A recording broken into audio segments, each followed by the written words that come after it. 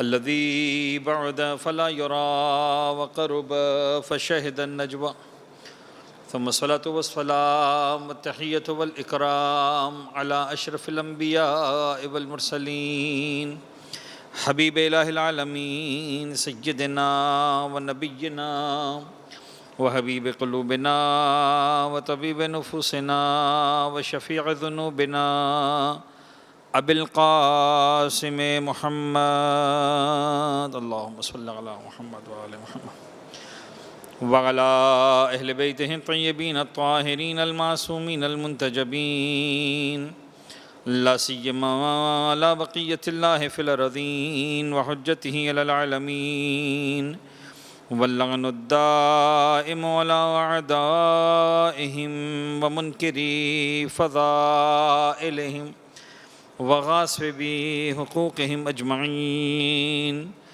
من يوم ظلمهم وغصبهم وعداوتهم إلى يوم الدين بسم الله الرحمن الرحيم اللهم كن لوليك الحجة ابن الحسن صلواتك عليه وعلى آبائه في هذه الساعة وفي كل ساعة وليا وحافظا وقائدا وناصرا ودليلا وعينا حتى تسكنه أرضك طوعا وتمتعه فيها طويلا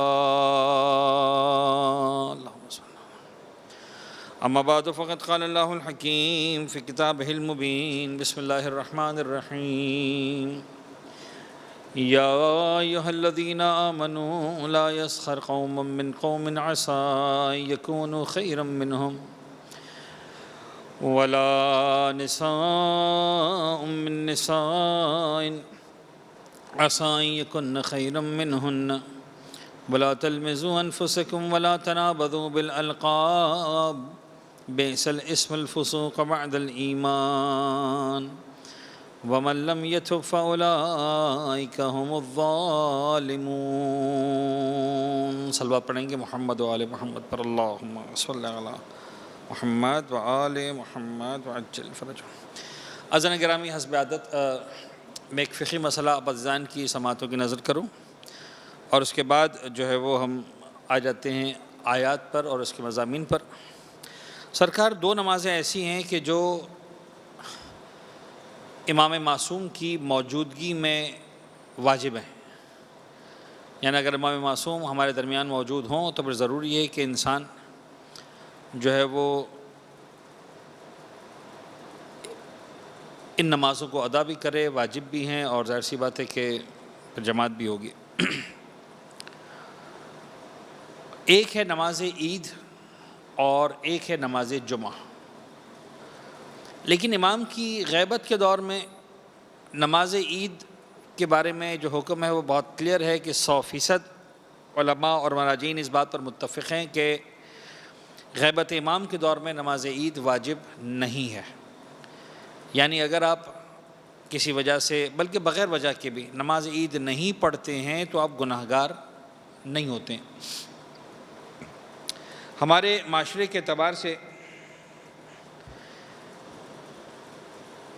ظاہری اعتبار سے اور عمل کے اعتبار سے اس کو واجب والا درجہ دیا جاتا ہے. حالانکہ الحمدللہ مومنین اکرام کی ایک بہت بڑی تعداد بلکہ تقریباً سارے سوشل میڈیا کی وجہ سے، الیکٹرانک میڈیا کی وجہ سے انفارمیشنز پہنچ چکی ہیں، معلوم ہے اور اچھی بات ہے کہ اس کو عملی طور پر اتنا امپورٹنس دی جاتی ہے اور اس نماز میں شرکت پر اصرار کیا جاتا ہے. لیکن بہرحال نماز عید غیبت امام کے دور میں ایک واجب عبادت نہیں ہے، ایک مستحب عبادت ہے. بلکہ ظاہراً اس کی زیادہ تاکید یہ ہے کہ جماعت کے ساتھ پڑھنا بھی ضروری نہیں ہے. آپ اکیلے بھی گھر پر پڑھنا چاہیں، نماز عید کو فرادہ بھی پڑھنا چاہیں تو پڑھ سکتے ہیں، کوئی اس میں غلط نہیں ہے، گناہ نہیں ہے. بس آپ کو اس طریقے کا خیال رکھنا پڑے گا. اور جو قنوت وغیرہ پڑھے جاتے ہیں اس کو اگر آپ دیکھ کر بھی پڑھتے ہیں تب بھی آپ گناہ گار نہیں ہیں۔ نمازوں کے معاملے میں ایک بات یاد رکھیے گا کہ کہیں پر بھی خدا آپ کے حافظے کا امتحان نہیں لیتا نماز میں۔ نماز میں اگر امتحان ہے تو انسان کے خلوص کا امتحان ہے، حافظے کا امتحان نہیں ہے۔ لہٰذا نماز وہ جگہ ہے جہاں پر نقل کرنے کی اجازت ہے۔ نقل کرنے سے مراد دماغ سے نہ پڑھنا بلکہ دیکھ کر پڑھنا، کوئی مسئلہ نہیں۔ آپ دعا دیکھ کر پڑھتے ہیں، قرآن دیکھ کر پڑھتے ہیں، نماز دیکھ کر پڑھیں، کوئی مسئلہ نہیں۔ اور دیکھ کر پڑھنے کے لیے بھی ضروری نہیں ہے کہ کتاب ہو۔ آپ کے موبائل فون پر اگر قنوت لکھا ہوا ہے آپ اس کو دیکھ کے پڑھ لیں، بالکل صحیح ہے۔ آپ کے ٹیبلٹ پہ لکھا ہوا ہے، سامنے اسکرین پہ لکھا ہوا ہے، بینر لگا ہوا ہے، وغیرہ وغیرہ سب الا ہوا ہے۔ رہ جاتی نماز جمعہ، تو نماز جمعہ کے بارے میں ہمارے مراجعین جو ہے وہ مختلف نظریات انہوں نے دیے ہیں اپنی اپنی ریسرچ کے اعتبار سے۔ اکثر علماء کا کہنا یہ ہے کہ واجب تخیری ہے۔ واجب تخیری کا مطلب یہ ہوتا ہے کہ جمعہ کے دن صاحبان ایمان کو یہ اختیار ہے کہ چاہیں تو نماز جمعہ برپا کر کے نماز جمعہ میں شرکت کریں اور چاہیں تو نماز ظہر پڑھ لیں۔ اس میں پھر مزید تفصیلات ہیں لیکن اس کا ابھی وقت نہیں ہے، تو ہم یہیں تک اس پہ اکتفا کرتے ہیں۔ ایک صلوات پڑھ دیجیے گا محمد و آل محمد پر، اللہم صلی علی محمد و آل محمد وعجل فرج۔ عزیزان، میری تقاریر کے سلسلے میں سے آج اور کل 2 تقاریر کا سلسلہ باقی ہے، اس کے بعد بہرحال یہ سلسلہ ختم تو نہیں ہوگا، لیکن پھر میں آپ عزیزان کی خدمت میں حاضر نہیں ہوں گا۔ سورہ مبارک حجرات پر ہماری بات ہو رہی تھی، 10 آیتوں پر گفتگو ہماری مکمل ہوئی اور 8 آیتیں مزید باقی ہیں۔ ہم 4 آیتیں بھی پڑھیں گے تو انشاءاللہ کل تک یہ ہمارا سورہ مکمل ہو جائے گا۔ اور اس اعتبار سے بھی کہ کل شب قدر ہے تو ظاہراً کچھ باتیں ہمیں شب قدر کے حوالے سے بھی آپ عزیزان کے ساتھ کرنی ہیں، تو انشاءاللہ ان باتوں کو بھی ہم شامل کریں گے کل کی حد تک۔ آج ارشاد ہو رہا ہے، یا ایھا الذین آمنوا لا یسخر قوم من قوم عسیٰ ان یکونوا خیرا منہم ولا نساء من نساء عسیٰ ان یکن خیرا منہن ولا تلمزوا انفسکم ولا تنابزوا بالالقاب بئس الاسم الفسوق بعد الایمان ومن لم یتب فاولئک هم الظالمون۔ ترجمے پہ غور کر لیجئے، بہت خوبصورت اور زبردست آیتوں میں سے ایک آیت۔ خیر، زبردست آیتوں میں سے ایک آیت کہنا مجھے ہمیشہ برا لگتا ہے، اس لیے کہ قرآن کی 6000 6500 آیتوں میں سے میں کون ہوتا ہوں کہنے والا کہ یہ آیت زبردست ہے اور یہ نہیں ہے، یا کچھ آیتیں زبردست ہیں کچھ نہیں ہے۔ قرآن نے تو کھلم کھلا کہا ہے کہ ایک آیت کا جواب بھی لا سکتے ہو تو لے آؤ، اور ساری انسانیت قرآن کی کسی ایک آیت کا جواب لانے سے قاصر ہے۔ تو ہمارے بس میں نہیں، ہم یہ کہہ سکتے ہیں کہ یار ہمیں سمجھ میں آ گئی، یا ہمیں اچھا یہ بھی سمجھ میں آ گئی، بھی کیا سمجھ میں آیا، لیکن بہرحال جس حد تک الفاظ کے معنی دماغ میں بیٹھتے ہیں یا اس حوالے سے ہم کچھ بات کر سکتے ہیں۔ یا ایھا الذین آمنوا، لیکن بہرحال اس میں کوئی شک نہیں، بہت زبردست پیغام ہے اس آیت کا۔ لا یسخر قوم من قوم، دیکھیں جو میں نے بات کہی آپ اس پہ غور کریں، آیت کی انٹینسٹی پہ غور کریں کہ اگین اس آیت کا اسٹارٹ ہے یا ایھا الذین آمنوا، یعنی پروردگار کہہ رہا ہے کہ بھائی مجھے دنیا کے اربوں انسانوں سے بات نہیں کرنی اس وقت، وہ جیسا کرتے ہیں کریں۔ جیسے ایک باپ آتا ہے گھر میں، اپنے بچوں کو دیکھتا ہے، کہتا ہے بیٹا یہ کرو وہ کرو، بچہ فوراً اٹھا کے کہتا ہے بابا پڑوسی کا بچہ بھی تو کر رہا ہے، پڑوس کا بچہ بھی تو کھیل رہا ہے، پتہ نہیں گلی میں بھی لڑکے کرکٹ کھیل رہے ہیں، گلی میں بھی ایسا ہو رہا ہے۔ باپ ایک ہی جملہ کہتا ہے یار مجھے ان سے لینا دینا نہیں ہے کہ گلی کے بچے کیا کر رہے ہیں اور محلے کے بچے کیا کر رہے ہیں، پڑوسی کے بچے کیا کر رہے ہیں، مجھے اپنی اولاد سے لینا دینا ہے، تو میری اولاد ہو، میں تم سے بات کر رہا ہوں۔ پروردگار بھی گویا اس وقت یہ مزاج ہے کہ پالنے والے دنیا کو چھوڑو، تم دنیا کیا کر رہی ہے۔ یا ایھا الذین آمنوا، میں تم سے بھی اس لیے نہیں بات کر رہا ہوں کہ تم مثال کے طور پر کالے ہو، گورے ہو، مالدار ہو، غریب ہو، بھوکے ہو، نہیں کچھ نہیں، میں تم سے اس لیے بات کر رہا ہوں کہ تم صاحبان ایمان ہو، دیٹس اٹ۔ تم کلیم کرتے ہو، تم ہاتھ اٹھاتے ہو کہ بابا ہم ایمان لانے والے، میں تم سے بات کر رہا ہوں۔ دیکھو لا یعنی جو میں نے کہا تھا کہ پہلا سیگمنٹ اس کا پیغمبر اکرم کے حوالے سے تھا، دوسرا سیگمنٹ صاحبان ایمان کے حوالے سے ہے۔ تو اخوا کی بات کی، بھائی بھائی بنایا، اصلاح کی بات کی۔ اب دیکھیں آگے، یا ایھا الذین آمنوا، اے ایمان لانے والو، لا یسخر قوم من قوم، خبردار تمہارے کلچر میں یہ نہیں ہونا چاہیے۔ ڈوز کیا تھا؟ اصلاح کرو۔ ڈونٹس کیا ہے؟ اب آغاز ہو رہا۔ کیا کرنا ہے بھائی سمجھو، کیا کرنا ہے اصلاح کرواؤ، یہ پہلے آیا۔ کیا نہیں کرنا؟ لا یسخر قوم من قوم، خبردار کوئی قوم دوسری قوم کا مسخرہ نہ کرے، مذاق نہ کرے۔ اچھا مذاق نہ کرے سے مراد صحیح ترجمہ یہ مسخرہ نہ کرے، اس کا شاید اردو ترجمہ صحیح بنے گا مذاق نہ اڑائے۔ مذاق کرنا اور ہے، مذاق اڑانا اور ہے۔ ہم بعض اوقات وہ لائن کراس کر جاتے ہیں جب ہم مذاق کرتے کرتے مذاق اڑانے پر آ جاتے ہیں۔ اب مذاق کریں کیا مسئلہ ہے؟ ائمہ طاہرین بھی مذاق کیا کرتے تھے، اصحاب رسول کا مذاق ہوتا تھا، پیغمبر بیٹھا کرتے تھے، اصحاب بیٹھا کرتے تھے، مولا کائنات، ہنسی مذاق ہوتا تھا۔ ائمہ طاہرین تو اتنا زیادہ پبلک کے ساتھ انوالو ہوتے تھے کہ شاید ہر آدمی ہمت کر لیتا تھا امام سے بات کرنے کی۔ پیغمبر اکرم اس طرح سے انوالو ہوتے تھے، کوئی باہر سے آتا تھا، دیکھا 8-10 آدمی بیٹھے ہیں، کسی نے پوچھا بھائی اللہ کے رسول محمد کتنا بڑا اسٹیٹس، کہاں ہے؟ بولو وہاں بیٹھے ہوئے۔ اب گروپ میں کیا 10 آدمی بیٹھے ہوئے، اس 10 آدمی میں وہ صرف دیکھ کر نہیں پہچان سکتا تھا محمد کون ہے، اس کو پوچھنا پڑتا تھا ایکم محمد، تمہیں سے محمد ہے کون؟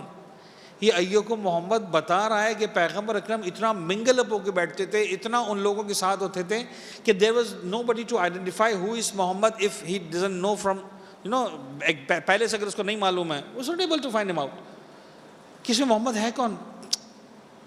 وہ لیول ہم کہاں سے لائیں؟ وہ تو چلے چھوڑے، قرآن کہہ رہا ہے لیسن تم کم از کم اتنا کرو، لا یسخر قوم من قوم من حیث القوم، تمہیں مذاق نہیں بنانا ہے، مذاق نہیں اڑانا ہے۔ مزاح اور چیز ہے، مذاق کرنا اور چیز ہے، چہرے پہ مسکراہٹ لانا، مذاق نہیں اڑانا۔ ولا نساء من نساء، اچھا اس قرآن اکثر خواتین اور مردوں کے لیے ایک ہی لیول پر بات کرتا ہے، الگ الگ بات نہیں کرتا۔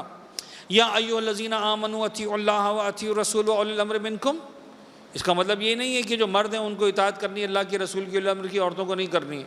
یا ایھا الذین آمنوا سب آ گئے، یا ایھا الذین آمنوا کتب علیکم الصیام کما کتب علی الذین من قبلکم، ڈزنٹ مین کہ جناب علی جو ہے وہ مردوں پہ روزے واجب ہوئے ہیں، عورتوں پہ روزے واجب نہیں ہوئے۔ یا ایھا الذین آمنوا میں سب شامل ہیں، عورتیں مرد۔ لیکن کچھ مقامات ایسے حساس ہیں کہ پروردگار عالم خواتین کو الگ سے ایڈریس کرتا ہے۔ اب آپ یہاں پر دیکھیں یا ایھا الذین آمنوا لا یسخر قوم من قوم عسیٰ ان یکونوا خیرا منہم، اس کو میں ترجمہ کرتا ہوں، ولا نساء من نساء، عورتوں کو بھی اجازت نہیں عورتوں کا مذاق اڑائیں۔ پالنے والے یا ایھا الذین آمنوا میں شامل تھے، اس کو کہتے ہیں تخصیص بعد التعمیم، یعنی ایک حکم عمومی طور پر بیان کر دیا سب کے لیے، لیکن کہا کہ دیکھو سب کے لیے ہے، ان کے لیے بھی خاص طور پر ہے۔ ممکن ہے اس کے اندر اشارہ یہ ہو کہ شاید جو مذاق بنانے کا، ڈس ریسپیکٹ کرنے کا، ڈس آنر کرنے کا جو ریشو ممکن ہے خواتین میں زیادہ ہو، یہ ریسرچ بتا سکتی ہے، میرے پاس کوئی ریسرچ نہیں ہے، لیکن قرآن اشارہ دے رہا ہے کہ ممکن ہے خواتین میں زیادہ ہو۔ اس کا مطلب یہ نہیں کہ مرد مذاق نہیں اڑاتے ہیں، نہیں کرتے، لیکن خواتین میں ممکن ہے شاید محسوس کرنا، طنز کو محسوس کرنا خواتین میں زیادہ ہو۔ آپ نے سمپل بات کہی، اس کو بھی طنز سمجھ لیا گیا۔ ولا نساء من نساء، خبردار، بی ویری مچ کیئرفل، عسیٰ ان یکن خیرا، اچھا دونوں میں جگہ پر جملہ ایک ہی ہے، وہاں پر کہا عسیٰ ان یکونوا خیرا منہم، یہاں کہا عسیٰ ان یکن خیرا منہن، این ممکن ہے جن کا مذاق اڑایا جا رہا ہے وہ بہتر ہوں ان لوگوں سے جو مذاق اڑا رہے ہیں۔ سمپل سی بات ہے، اس میں کوئی راکٹ سائنس نہیں ہے اس کے اندر۔ تم ہوتے کون ہو مذاق اڑانے والے؟ تمہیں کس نے اختیار دے دیا مذاق اڑانے کا؟ تم کیوں مذاق اڑا رہے ہو؟ اس لیے کہ تم زیادہ گورے ہو، اس لیے کہ تمہارے پاس پیسہ زیادہ آ گیا ہے، اس لیے کہ تمہارے پاس سیٹ بڑی آ گئی ہیں، اس لیے کہ تمہارا مکان بڑا ہو گیا ہے، اس لیے کہ تمہارے پاس کاروبار زیادہ۔ کیوں مذاق اڑا رہے ہو تم کسی کا؟ کیوں ڈس رسپیکٹ کر رہے ہو؟ کیوں ڈس اون کر رہے ہو؟ ممکن ہے جس کا تو یعنی خدا کی نگاہوں میں یہ ساری باتیں کہاں سے آتی ہیں؟ جب تفاسیر کو میں نے بہت ڈیٹیل میں پڑھا، مجھے ایک نقطہ نظر آیا۔ اکثر مفسرین نے بات کی اور اس بات پر آ کر جمع کیا، اس کنکلوڈ کیا کہ بنیادی طور پر ان سارے مسائل کا جو ریزن ہے وہ ہے تکبر۔ تکبر کا مطلب کیا ہے؟ تکبر نکلا ہے کبر سے، کاف بیرے، کبریائی، اکبر، اپنے آپ کو بڑا سمجھنا۔ جب میں اپنے آپ کو بڑا سمجھتا ہوں چاہے اس لیے کہ میرے سر پر امامہ ہے لہٰذا بڑا ہو گیا، میں نے ابا پہن لی لہٰذا میں بڑا ہو گیا، میرا کاروبار بڑا ہے لہٰذا میں بڑا ہو گیا، میرے پاس پیسہ زیادہ آ گیا لہٰذا میں بڑا ہو گیا، میرا مطلب مکان زیادہ، کسی وجہ سے اپنے کو بڑا سمجھ لیا۔ جب بڑا سمجھ لیا تو اب میں کہتا ہوں یہ سامنے اس کی حیثیت کیا ہے، میرے سامنے اس کی اوقات کیا ہے، آئی اسٹارٹ انوائنگ ہم، میں اس کا مذاق اڑانا شروع کرتا ہوں۔ اچھا، اس کا مطلب یہ ہے کہ چاہے میں زبان سے کچھ بھی کہوں، میرے پاس ایک معیار ہے، ایک پیرامیٹر ہے اپنے آپ کو بڑا سمجھنے کا، اور وہ پیرامیٹر ہے مثال کے طور پر کیا، جو بھی ہے میں نے بنایا ہے، پیسہ، لباس، اسٹیٹس، مکان، کاروبار، میں اس کی بنیاد پر۔ اسلام کہتا ہے who are you to decide the parameters؟ تم اگر سوچ رہے ہو کہ تم بڑے ہو تو کس نے کہا کہ تم واقعاً بڑے ہو؟ خدا جس دن کہے تم بڑے ہو اس دن مانا رہے گا بڑے ہو۔ اور خدا نے بڑا کس کو مانا؟ جو ایک روٹی سے اوپر کھاتا نہیں تھا، پھٹے ہوئے کپڑے پہنتا تھا، غریبوں کے ساتھ بیٹھ جاتا تھا۔ خدا نے کہا اس سے بڑھ کر کوئی نہیں ہے۔ میں سوچا کرتا ہوں ایک بات اکثر میرے ذہن میں آتی ہے، خدا بہتر صحیح ہے غلط ہے، ہم میں سے کتنے ہی لوگ ہیں جس کو ہم کہتے ہیں یار یہ بڑا شارپ ہے، بڑا سمجھدار ہے، یہ ارلی برڈ ہے، اس کو جناب علی پتہ ہوتا ہے کب مومنٹ لینا ہے، کب بزنس میں انویسٹ کرنا ہے، یہ بڑا اسمارٹ آدمی ہے، جب سارے لوگ ڈر رہے تھے اس نے انویسٹ کیا، آج کہاں سے کہاں پہنچ گیا، ایسا ویسا۔ اچھا مجھے بتائیے یہ والی سمجھ ائمہ کے پاس تھی کہ نہیں تھی؟ کہ یار یہاں پہ انویسٹ کریں گے تو پیسہ ملے گا۔ میں سمجھتا ہوں کہ جس کمال پر ائمہ طاہرین ہے، میں اس والی بات کو چھوڑ دیتا ہوں فی الحال کہ مٹی پہ ہاتھ مارا اور سونے کی اینٹیں نکل رہی ہیں، میں اس کی بات ہی نہیں کر رہا۔ زمین میں پیر مارا اور جناب علی جواہرات نکل رہے ہیں، میں اس کی تو بات ہی نہیں کر رہا۔ وہ تو زمین و آسمان کے خزانے ان کے پاس ہیں ظاہری اعتبار سے، کہ چلو بھائی مولا بزنس کرتے، کام کرتے تو کیا مولا کو نہیں پتا تھا؟ مولا کو بزنس اسٹریٹجیز جو آج ہم بات کرتے ہیں وہ نہیں آتی تھی، ونڈرفلی آتی تھی۔ یعنی اگر ائمہ طاہرین نے اپنی اس خصوصیت کا استعمال کیا ہوتا تو ائمہ طاہرین ملٹی ملینرز، ملٹی بلینرز، ملٹی ٹریلینرز، پتہ نہیں کیا کیا کیا ہوتے۔ یار وہ کر سکتے تھے، انہوں نے نہیں کیا۔ اٹ شوز کہ یہ کرنا کمال نہیں ہے، اس میں کوئی بلندی نہیں ہے۔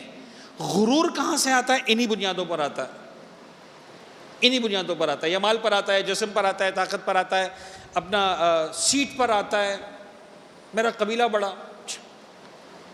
خبردار مذاق مت اڑاؤ، دیکھو تم کچھ بھی ہو مذاق اڑانے کی پرمیشن نہیں دیں گے۔ ایک وَلَا تَلْمِزُوا أَنفُسَكُمْ، اچھا خوبصورت ہے بیان قرآن کا یہاں پر، لا تلمزوا انفسکم، اور آپس میں ایک دوسرے کو تلمزہ مت کرو۔ قرآن یاد ہے آپ کو نا، ویل لکل ہمزۃ لمزہ، لمزہ کسے کہتے ہیں؟ ایک دوسرے میں عیب نکالنے والے، برائیاں تلاش کرنے والے۔ لا تلمزوا انفسکم، قرآن یہ نہیں کہہ رہا دوسروں میں عیب مت نکالو۔ کتنی خوبصورتی ہے اس جملے کے اندر، لا تلمزوا انفسکم، اپنے درمیان عیب مت نکالو۔ یعنی میں اگر اپنے بھائی میں عیب نکالتا ہوں تو اپنے آپ کو گندا کر رہا ہوں، میرا خیال ہے کہ میں اس کا مذاق اڑا رہا ہوں، میں اصل میں اپنا مذاق اڑا رہا ہوں۔ میں اپنے دوست کو اگر، اچھا انسان کس کو کرے گا؟ یعنی میں اگر جا رہا ہوں مثال کے طور پر، ایک آدمی مثلا فرض کر لیں کوئی الگ ہی کام کر رہا ہے، نہ مجھ سے لینا نہ دینا، نہ خاندان نہ قبیلہ، ریڑھی والا کھڑا ہے، گاڑی چلا رہا ہے، یا فرض کر لیں کوئی مثلا قیمتی گاڑی میں جا رہا ہے، امیر غریب کی بات نہیں ہے، میرا لینا دینا نہیں ہے اس سے، میں کیوں مذاق اڑاؤں گا اس کا؟ میں کس سے کروں گا؟ میرے دوست، احباب، بھائی بہن، خاندان، رشتہ دار، جن کے ساتھ میرا اٹھنا بیٹھنا ہے، میں ان کے اندر نکتہ چینی کروں گا۔ جب میرے اپنوں میں کروں گا، قرآن کہہ رہا لا تلمزوا انفسکم، اپنے اندر عیب مت نکالو۔ Why are you doing this؟ ولا تنابزوا بالالقاب، تنابز بالالقاب، ایک دوسرے کو برے القاب مت دو، برے ناموں سے یاد مت کرو۔ کسی کو کوئی نام ہے اس کو اچھا لگتا ہے، ٹھیک ہے، اور بات ہے، مسئلہ نہیں ہے۔ وہ کہتا ہے ٹھیک ہے دس نیم از اوکے فار می۔ اب میں بعض اوقات ہے نا ہمارے سر نیم تیل والا مثلا، گھی والا مثلا، پتہ نہیں لاکڑا والا، الحمدللہ ہماری فیملی میں جانتا بھی ہوں، لیکن ان کو اس معنی میں کوئی ایسا نہیں کہ آپ کو مذاق اڑا رہے ہیں کہ تم مثلا گھی والا مثلا، نہیں، مذاق نہیں اڑا رہے آپ، اس کا ایک فیملی نیم ہے، وہ اس پر جناب علی خوش ہے، خدا کا شکر ادا کرتا ہے میرا فیملی نیم ہے۔ تو ٹھیک ہے، دیٹس فائن، اس میں کوئی حرج نہیں ہے، اس طرح کا بھی. لیکن ایک مرتبہ آپ مذاق اڑا رہے ہیں، انسلٹ کر رہے ہیں، اس کو ذلیل کر رہے ہیں، انگلی اٹھا رہے ہیں. قرآن کہتا ہے نہیں، خبردار. مسلمانوں کے کلچر میں نہیں ہونا چاہیے. اگر ہم اس چیز کو ختم کر دیں، آپ ذرا سوچیں ہماری سوسائٹی کہاں پہنچ جائے گی. تو 3 چیزوں سے منع کیا: لا یسخر قوم من قوم، 2 لا تلمزوا انفسکم، 3 لا تنابزوا، خبردار ایک دوسرے کو برے القاب سے بھی یاد مت کرنا، ایک دوسرے کے اندر نکتہ تلا چینی مت کرنا، ایک دوسرے کا مذاق مت اڑانا. اچھا، بئس الاسم الفسوق بعد الایمان، سب سے برا یہ ہے کہ تم ایمان کے بعد کسی کو فسق کا نام دو.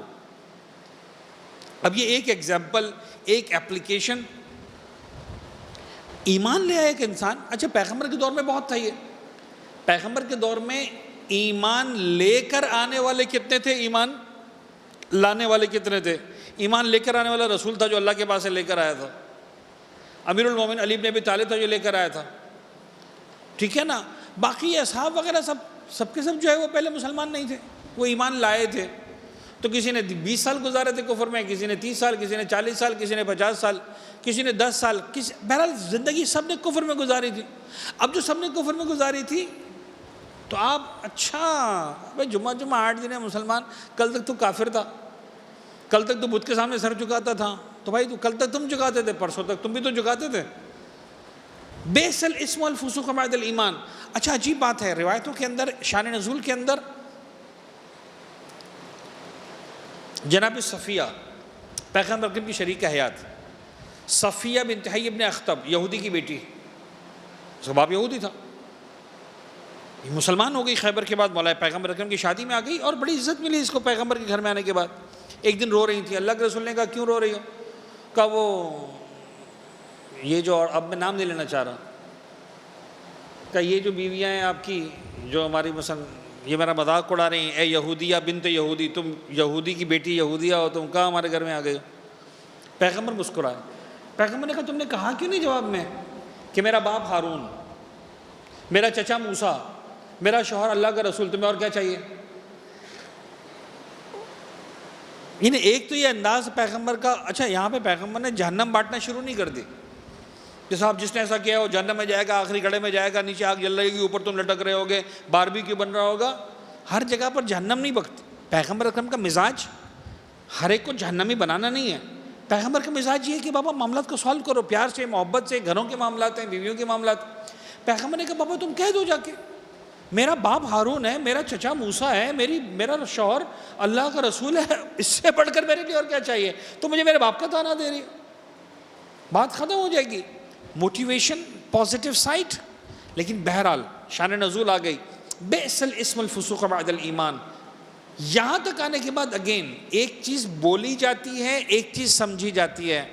جب یہاں تک بول لیا، ہر انسان نے اپنے اندر دیکھا یار کہیں نہ کہیں میرے اندر یہ ہے، یا تو میں لا یسخر قوم من قوم میں شامل ہوں، یا میں تلمزوا انفسکم میں شامل ہوں، عیب جوئی کرتا ہوں، ڈھونڈتا ہوں، کوشش کرتا ہوں اس کے اندر یہ کس میں کیا ہے، اور یا میں کم از کم کسی کا برے نام سے مخاطب کرتا ہوں، نام لگاتا ہوں کسی کا. تو اب کیا کرنا چاہیے؟ توبہ کرو بابا. جب سمجھ میں آ گیا اللہ کو ناپسند ہے، برا ہے، یا الذین آمنوا، خدا ہی نہیں کہتا توبہ کرو، خدا کہتا ہے سمجھو کہ توبہ کرنی ہے. اور جب تم توبہ کرو گے تو خدا اس کے اگلے لیول پہ جا کر بات کر رہا ہے. اب یہاں پر کہہ رہا ہے لسن، توبہ کرو. وَمَن لَّمْ يَتُبْ، اور اگر تم توبہ نہیں کرتے ہو، اب یہاں پہ ہے ہی نہیں کہ توبہ کرو، اب سمجھنا ہے کہ توبہ کرو.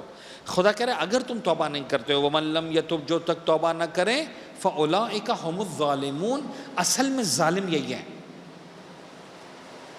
اصل میں ظالم یہی ہے. آگے دیکھیں، یا ایھا الذین آمنوا، اگین بہت خوبصورت انداز ہے. پھر یا ایھا الذین آمنوا سے بات سٹارٹ ہو رہی ہے، اور یہاں پر اب آیت کے آخر میں دیکھیں ان اللہ تواب الرحیم. وہاں کہا تھا جو توبہ نہیں کرے گا وہ ظالمین ہے. یہاں پر کہہ رہا ہے کہ خدا تواب ہے، یعنی تم اگر توبہ کرو تو خدا کو توبہ قبول کرنے والا پاؤ گے. یہاں پر جو آیت کا اینڈ ہے وہ بالکل الگ ہے، واتقوا اللہ ان اللہ تواب الرحیم. آیت کو دیکھیں، یا ایھا الذین آمنوا اجتنبوا کثیرا من الظن. اے ایمان لانے والو، تمہارا کلچر، تمہاری سوسائٹی، تمہارا معاشرہ اس کی اہم ترین بنیادوں میں سے ایک بنیاد یہ ہے کہ تمہیں ڈاؤٹس پر اپنی زندگی نہیں رکھنی. اجتنبوا کثیرا من الظن، ہر طرح کے گمان سے اجتناب کرو. اچھا وہ مجھے دیکھ کر ہنس رہا ہے، اس کا مطلب میری ڈس رسپیکٹ بھی کرتا ہے، میرا مذاق بھی اڑا رہا ہے، مجھ سے پیار بھی نہیں کرتا اور میرے خلاف سازش کر رہا. فلاں نے ایسا کیا، اچھا میں نے دیکھا، مجھے دیکھ دیکھ کر ہزار معاملات ہم لوگوں کے بارے میں اسیوم کرتے، اور اسیوم کرنے کے بعد رکتے نہیں ہیں، اس ازمپشن کے اوپر پوری 100 منزلہ عمارت بنا دیتے ہیں. بعد میں پتہ چلتا ہے ہمارا ازمپشن غلط تھا. اس ایک ازمپشن کی بنیاد پہ اچھا یہ بھی ہوا تو پھر اس کے بعد یہ ہوا تو اس کے بعد یہ ہوا تو اس کے بعد ایسا ہوا تو اس کے بعد ایسا ہوا، یہ ایسا کیا تو اس نے کیا تو ایسا کیا تو اس لیے کیا. ارے بھائی کون سی دنیا میں ہو آپ؟ دیکھیں ہمارے معاشرے میں کتنی باتیں ہیں جو ازمپشنز کی بنیاد پر ہوتی ہیں. زن ازمپشن کی بات ہو رہی ہے، وہ ازمپشن جو آپ کو لگتا ہے کہ ہاں 70%، 80%، 90% یہی بات ہے. دیز آر کالڈ گمان، دیز آر کالڈ ازمپشنز. اجتنبوا کثیرا من الظن. بعض اوقات ایک سمجھدار انسان بہرحال ازمپشنز کی بنیاد پر، ریسرچ کی بنیاد رکھتا ہے، اپنے عمل کی بنیاد رکھتا ہے، کچھ پریکٹس کرتا ہے، کچھ سٹیپس آگے بڑھاتا ہے، چیک کرتا ہے، پھر آگے بڑھتا ہے. ٹھیک ہے ہونا چاہیے، اسے انکار نہیں ہے، لیکن ایک بار دو بار زندگی میں ہونا، 5% ہونا، 100% ہونا فرق ہے. اجتنبوا کثیرا من الظن. کیوں؟ ان بعض الظن اثم. اس لیے کہ بہت سارے تمہارے گمان ہیں جو گناہ ہوتے ہیں. سوسائٹیز ان بنیادوں پر پروان نہیں چڑھتی ہیں، کلچرز ان باتوں پر ڈیولپ نہیں ہوتے ہیں. تمہاری سوشل ویلیوز میں یہ نہیں ہونا چاہیے کہ تم گمان اور ازمپشنز کی بنیاد پر ساری وہ ایسا کرے گا ہی نہیں، چھوڑو نا، اس نے تو ایسا ہی کرنا ہے. خاندانوں کے اندر، رشتوں کے اندر، دوستوں کے اندر، بزنس کے اندر، وہ چھوڑو نا، اس نے ایسا ہی کرنا ہے، اس نے بدتمیزی کرنی ہے، اس نے ہمارا پروگرام خراب ہی کرنا ہے. میں سوسائٹی کی مثال کر رہا ہوں، باتیں اس لیے مثالیں دے رہا ہوں کہ سوسائٹی کی بات کرنی ہے مجھے. ان بعض الظن اثم. اچھا اس کی بنیاد پر ایک بڑی اہم مسٹیک جو ہوتی ہے ان گمانوں کی بنیاد پر، وہ اہم مسٹیک یہ ہوتی ہے کہ ولا تجسسوا. انسان جاسوسی شروع کر دیتا ہے. Usually the second step, usually not always, when I assume something I will start digging, keeping in my mind کہ جو میں نے سوچا ہے وہی ہے، لہٰذا آپ اس کو ڈگنگ کرو، جاسوسی کرو، نکالو اس کے اندر یہ ایسا، دیکھو اس نے ایسا کیا. لا تجسسوا. قرآن کہتا ہے خبردار، تمہاری کلچر کا حصہ تجسس نہیں ہونا چاہیے، کریدنا نہیں ہونا چاہیے، بات کو گہرائی سے نکالنا نہیں ہونا چاہیے، کسی کے چھپے ہوئے راز اس پر سے پردہ اٹھانا تمہارا کمال نہیں ہے. مجھے ایمانداری سے بتائیے، میں ظاہر سی بات ہے میں کیا کروں، میں سسٹم پر کوشچن مارک نہیں لگا سکتا ہوں، لیکن لگ رہا ہے آج ہمارا میڈیا، اس کا کمال کیا ہے؟ آج ہمارے میڈیا کا کمال ہے بریکنگ نیوز. صاحب کسی کو نہیں پتا چلا، میں چھپی ہوئی بات نکال کے لایا. میرا کمال یہ ہے کہ میں جاسوسی میں کامیاب ہو گیا. یہ نہیں ہے اسلامک سوسائٹی کی بنیاد.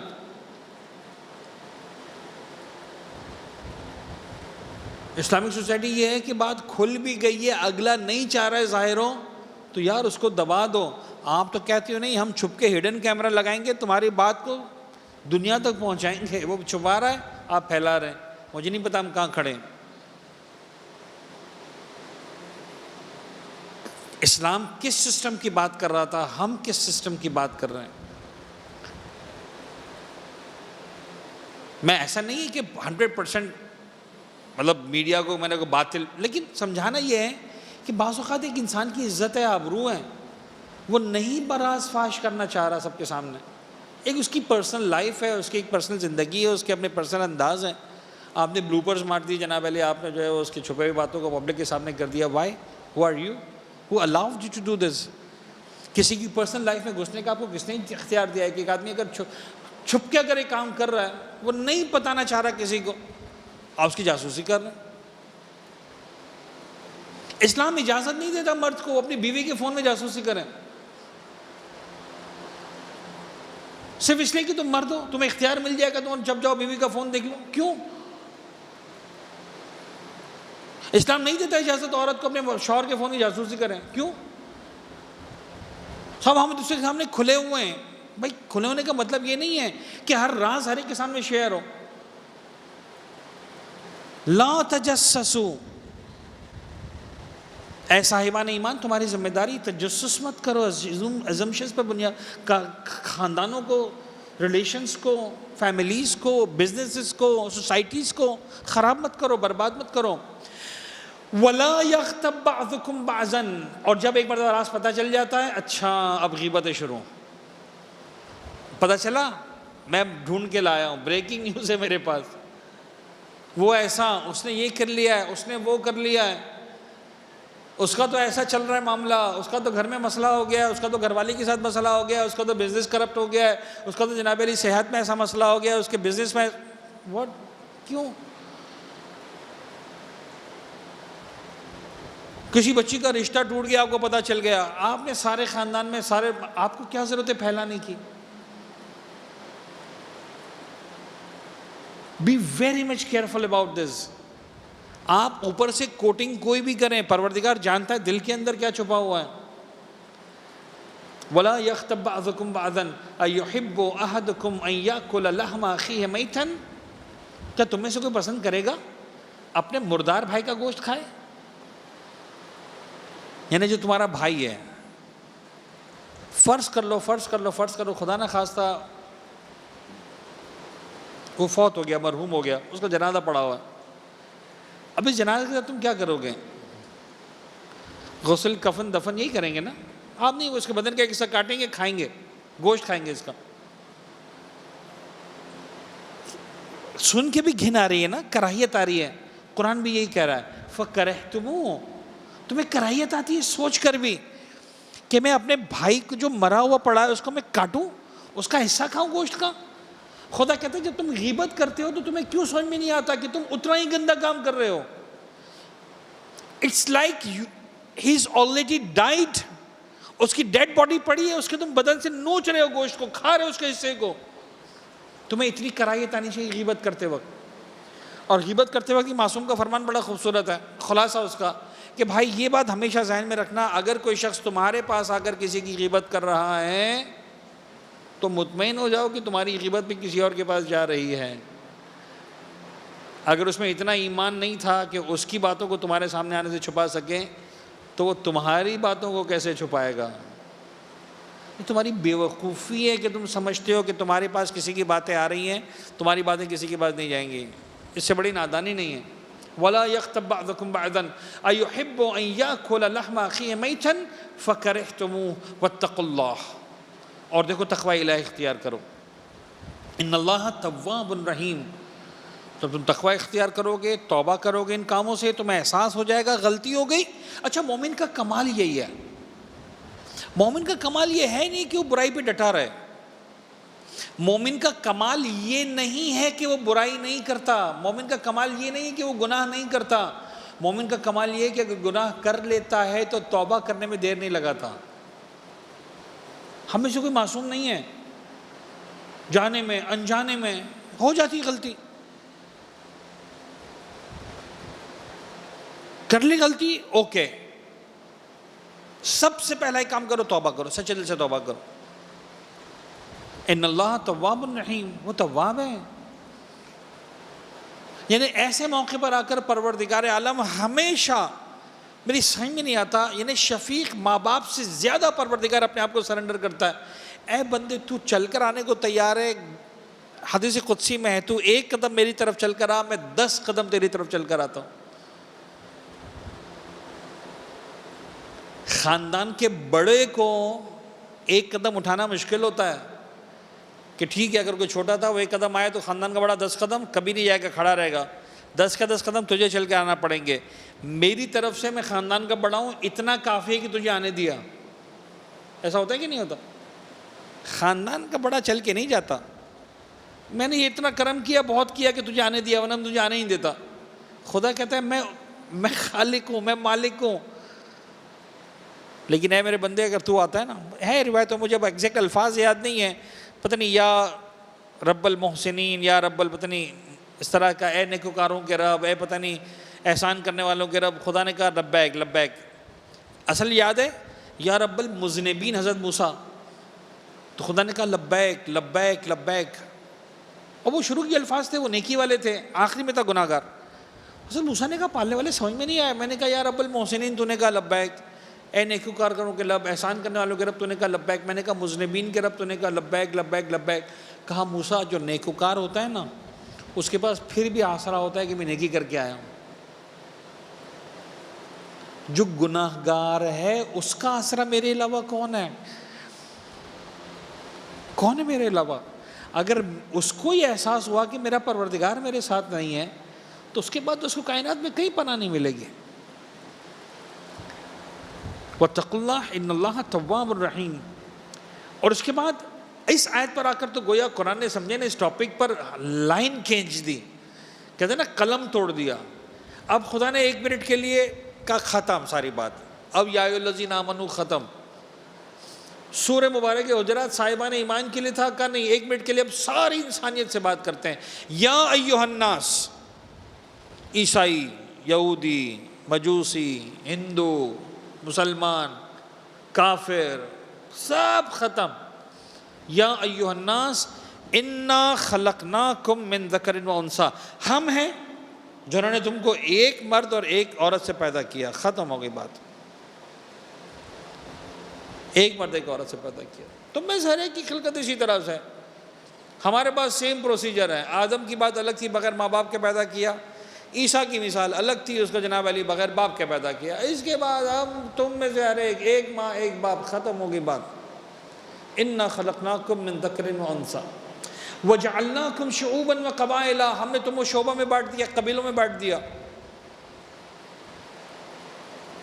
رنگوں کے اعتبار سے، نسل کے اعتبار سے، زبان کے اعتبار سے، کاٹ کے بدن کی طاقت کے اعتبار سے. کوئی کالا ہے، کوئی گورا ہے، کوئی پتہ نہیں سانولا ہے، کوئی گرم علاقوں میں، کوئی ٹھنڈے علاقوں میں. گرم والے سردی برداشت نہیں کر سکتے، سردی والے گرمی برداشت نہیں کر سکتے. کسی کی لینگویجز ڈیفرنٹ ہیں، کسی کا کھانا پینا الگ ہے. مرچوں والا پھیکا نہیں کھا سکتا، پھیکا والا مرچیں نہیں کھا سکتا.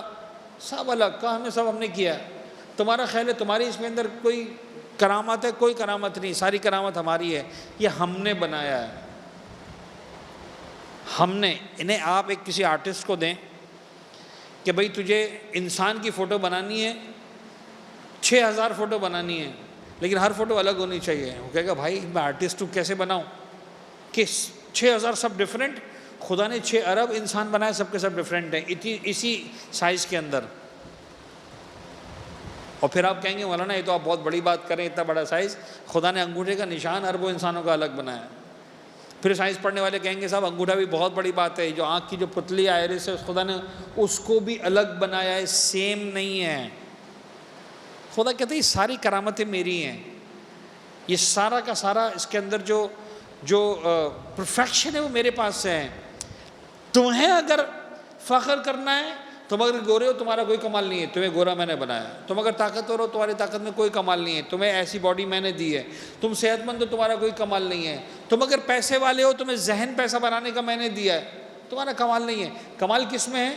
اِنَّ أَكْرَمَكُمْ عِنْدَ اللَّهِ أَتْقَاكُمْ. لائن کھینچ دی. اے انسان یاد رکھنا خدا کی ایک معیار تمہارے پاس ہے. صاحب یہ بہت بڑا آدمی ہے. اچھا کیوں بہت بڑا آدمی ہے؟ آپ کو پتہ ہے یہ ایم این ہے، یہ ایم پی ہے، اس کے بابا کمشنر تھے، اس کے دادا پتہ نہیں فلان تھے، ان کا پورا خاندان ادھر ہے، ان کا بزنس ادھر ہے. 6000 آدمی کو تنخواہ دیتے ہیں، 10000 آدمی کو تنخواہ دیتے ہیں، 20000 آدمی کو تنخواہ دیتے ہیں. اچھا بھائی یہ سب میرے اور آپ کے بنائے ہوئے معیار ہیں. چھوٹا ہے، یہ بڑا ہے، یہ ایسا یہ ویسا ہے. خدا کہتا ہے میری نگاہوں میں صرف ایک معیار، اِنَّ أَكْرَمَكُمْ عِنْدَ اللَّهِ أَتْقَاكُمْ.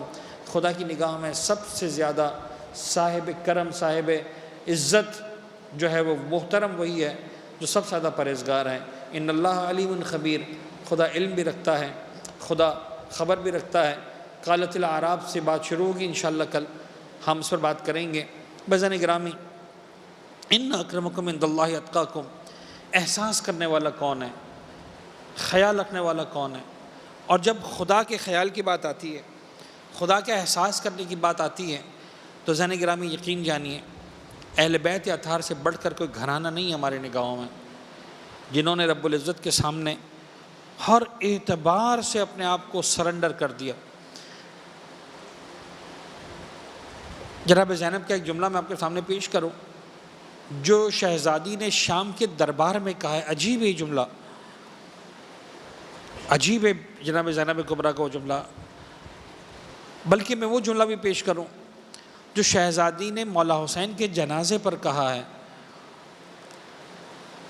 مجھے نہیں پتا کیا لیول ہے، ہمارے خاندانوں میں اگر ایک جنازہ اٹھ جائے ہوش نہیں رہتا، 2-4 جنازے ہو جائیں تو قیامت ہو جاتی ہے۔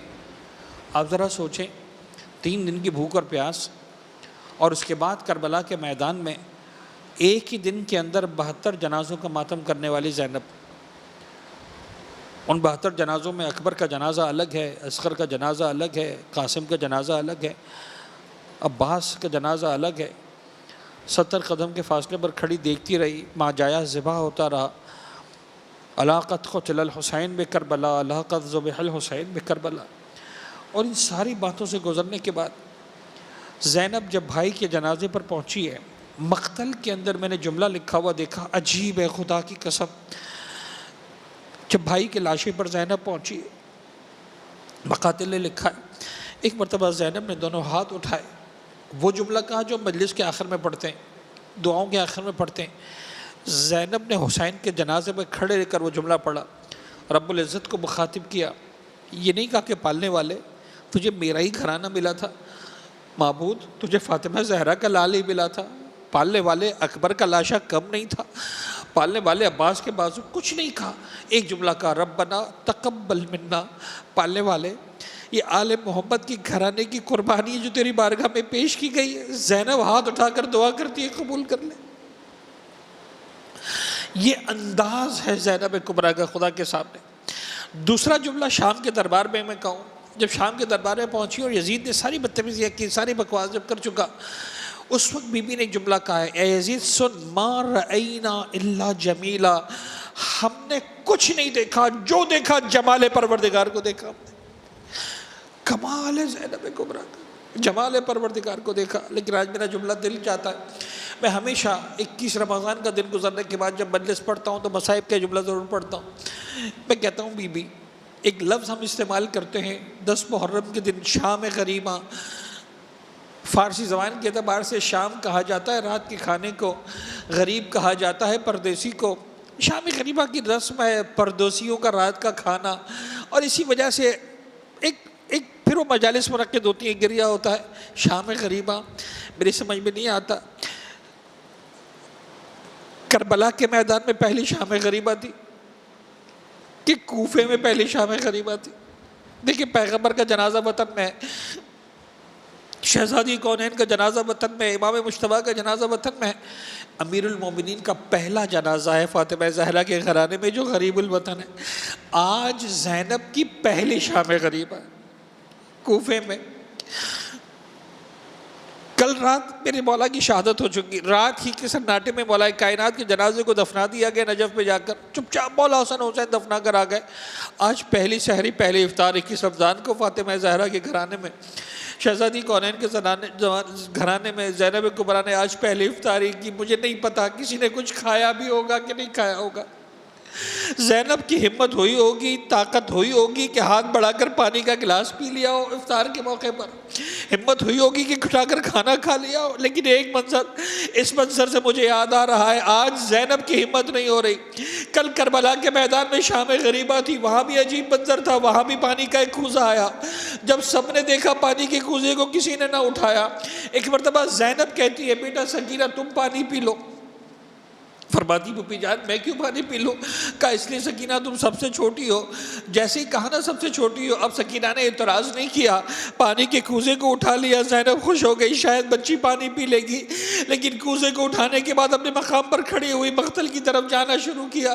سکینہ کہاں جا رہی اور رو کر کہتی پھوپھی اماں آپ نے تو کہا جو سب سے چھوٹا ہوتا ہے وہ سب سے پہلے پانی پیتا ہے، میرا 6 مہینے کا بھیا علی اصغر۔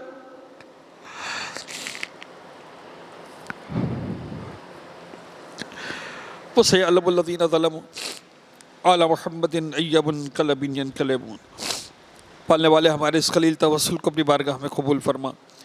غم محمد و آل محمد کے سوا کوئی غم ہماری زندگی میں شامل نہ فرما۔ ہمارے ناسوں کو روم والے حضرت زہرا سلام اللہ علیہ میں جگہ عنایت فرما۔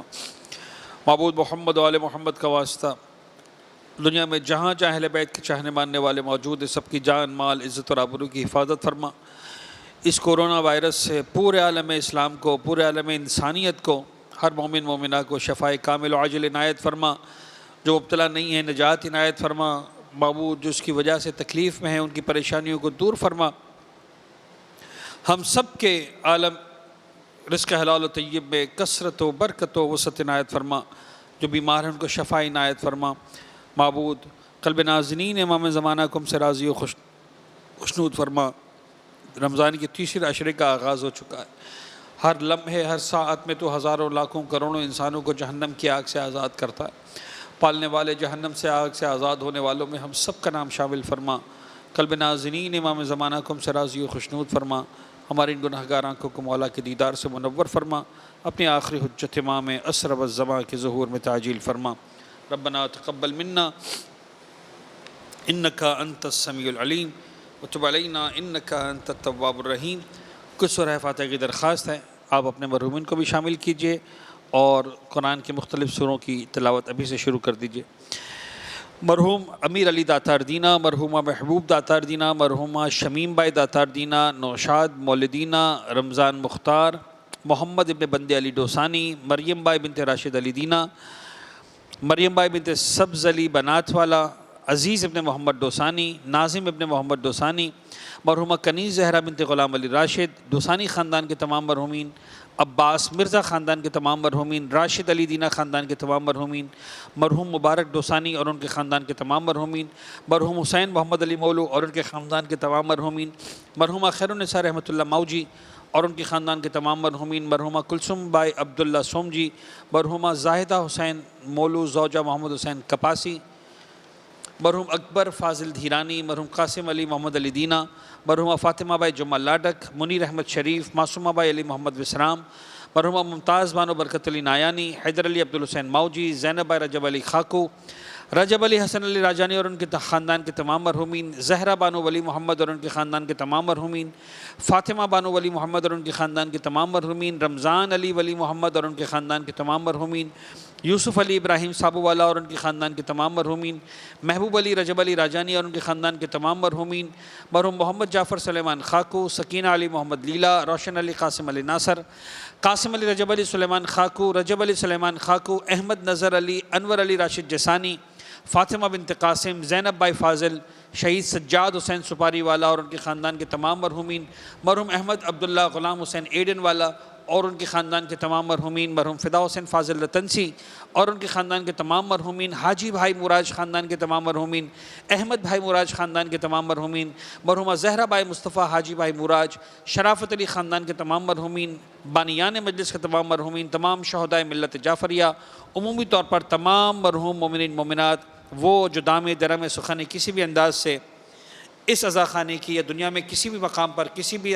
طرح سے عزاداروں کی، عزا فرش عزا کی، عزا خانوں کی خدمت کر کے اس دنیا سے چلے گئے، وہ جن پر فاتحہ پڑھنے والا کوئی نہیں بچا، سب کے لیے ایک مرتبہ سورہ الحمد، 3 مرتبہ سورہ اخلاص کی تلاوت فرما دیں۔ بسم اللہ الرحمن الرحیم، الحمدللہ رب العالمین الرحمن الرحیم مالک یوم الدین، ایاک نعبد و ایاک نستعین، اہدنا الصراط المستقیم صراط الذین انعمت علیہم غیر المغضوب علیہم ولا الضالین۔